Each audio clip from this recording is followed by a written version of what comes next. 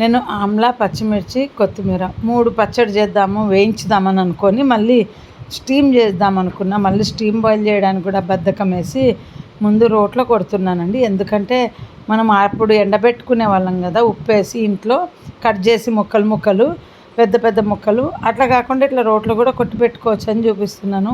నేనైతే జస్ట్ చూపించడానికే కొడుతున్నా. నాకు కట్ చేసేదానికి బద్ధకమైందండి. అంత మించేం లేదు. కట్ చేసినా ఒకటే, కొట్టినా ఒకటే. కట్ చేస్తే ఏమవుతుందంటే ఆ లైన్ అమ్మడి ఘాటు పెట్టుకొని ఇలా తీసి మళ్ళీ చాకుతో కట్ చేయాలి. ఇంక ఇదైతే అలా తీసేద్దాం అనుకున్నా కానీ అంత ఈజీ అనిపించలేదు. మళ్ళీ నేను చూపించినానని మీరు కొట్టిగా ట్రై చేయకండి. ఎందుకంటే వీడియోలో చూపించినవన్నీ కరెక్ట్గా ఉండవు కదా. నేను ట్రై చేసిన ఎలా ఉంటుంది అనేసి. నేను పెద్ద పాప కడుపుతో ఉన్నప్పుడు అండి బాగా తిన్నాను ఆమ్లాలు. అప్పుడు దొరికేవి కదా ప్యాకెట్లు, చాలా బాగా తిన్నాను. అందరు మామిడికాయలు తింటారు కదా, నేనైతే ఆమ్లాలు తిన్నా.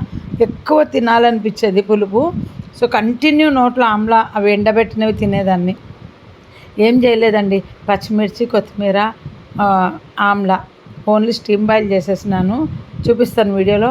తర్వాత తీసి మిక్సీకి వేసిన, చల్లారిన తర్వాత ఉప్పేసి ఇంకా పోపు పెట్టిన. జీలకర్ర, ఆవాలు, ఇంగువ వేసి పచ్చళ్ళకు పోపు పెడతారు కదా, అట్లా పోపు పెట్టిన. ఇక మేము క్యారెట్ రోటీ చేసుకుంటే మీరు వ్లాగ్లో చెప్పింటి లాస్ట్, దాంట్లో తిన్నామండి. చాలా బాగుంది.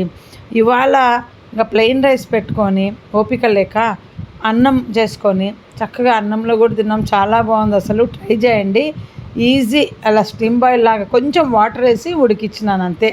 మళ్ళీ అట్లా వాటర్ లేకుండా కాదు, స్టీమ్ బాయిల్ చేసేదానికి కూడా బద్ధకమై చూద్దాం ఇలా చేస్తే ఎట్లుంటుందో అని చేసినానండి. చాలామంది గోంగూర చేస్తుంటారు కదా ఇట్లాగా, అందుకని నేను ఆమ్లాను కూడా ఇట్లా చేద్దాం, వగరు ఉండకుండా. నిజంగా వగరు లేదండి, చాలా బాగుంది. 3 days తర్వాత ఈరోజు తిన్నాము. అన్నంలోకి ఇంకా టేస్ట్ ఉంది. ఇంకా అన్నంలోకి కలిపేసి పోపు పెట్టుకుంటే లెమన్ రైస్ అయినట్టు, అది ఆమ్లా రైస్ అయిపోతుంది.